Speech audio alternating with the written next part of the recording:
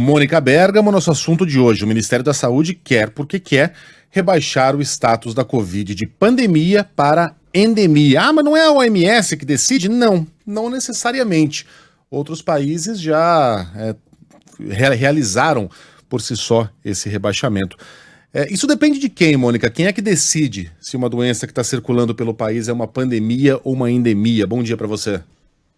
Oi, Megali, bom dia a todos. Olha só, quem decide isso não é nem a humanidade, né? Quem decide isso é a natureza, é o vírus. Quer dizer, inclusive numa conversa que eu tive com o ministro da Saúde, Marcelo Queiroga, ele diz isso. Ele fala, não é o homem que decide se existe ou não existe mais uma pandemia ou uma epidemia, né? Pandemia a gente fala quando se refere ao mundo, epidemia a gente fala quando se refere a uma determinada região. Agora, quem define se o que nós estamos vivendo é pandemia ou não é a Organização Mundial de Saúde.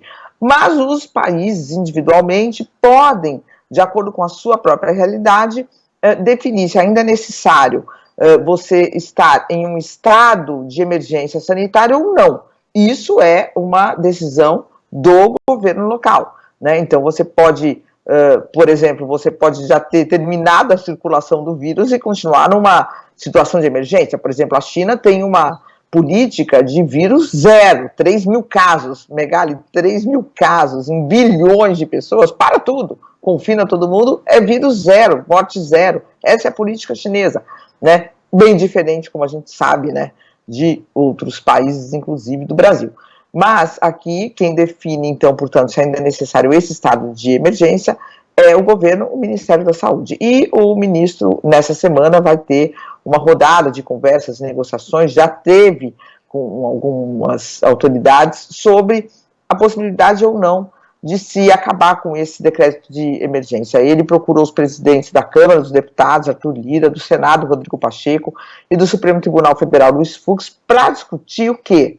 Obviamente que não é discutir a saúde, né, o vírus, porque essas três autoridades nada entendem desse assunto, mas sim para discutir as consequências jurídicas do possível rebaixamento da Covid, de pandemia para endemia no Brasil. Endemia é quando uma doença está presente, mas ela não ameaça o sistema de saúde e a gente vai ter que se acostumar com ela e conviver com ela, mas não é necessário um estado de emergência para combatê-la, né? Ele diz que pretende decidir isso até o fim deste mês, se vai ou não revogar esse decreto de emergência, essas leis, melhor dizendo, que definem que o Brasil vive um estado de emergência. Há um temor, qual é o temor, Megali? Há um temor sobre os efeitos da revogação da emergência sanitária de importância nacional. Esse é o nome técnico, emergência sanitária de importância nacional.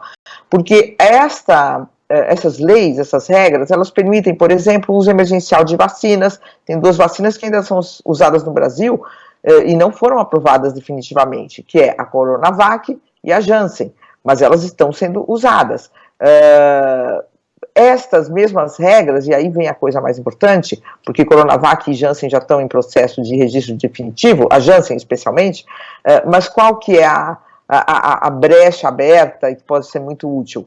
O uso emergencial de medicamentos contra a doença, medicamentos que já estão sendo usados em outros países, que já estão aqui, por exemplo, a Pfizer já pediu o registro na Anvisa do Paxlovid, né, que é um remédio que já está sendo usado nos Estados Unidos, um brasileiro lá foi o primeiro a tomar em Israel, ficou bem, o remédio aparentemente funciona, já foi testado, mas para a gente adquirir, para a gente importar, para a gente poder negociar com a Pfizer, precisa ser permitido o uso emergencial. Em tempos normais não é permitido o uso emergencial de remédio, o remédio tem que ter o seu registro definitivo, né? A lei dá uma série de prerrogativas aos gestores, Megali, por exemplo, usa máscara, não usa máscara, confinamento não, a gente não tem aqui, mas medidas de isolamento social, e se vem uma nova onda, quer dizer, você não vai mais ter o estado de emergência sanitária, você não vai mais poder simplesmente chegar e determinar o isolamento numa determinada cidade, numa determinada comunidade.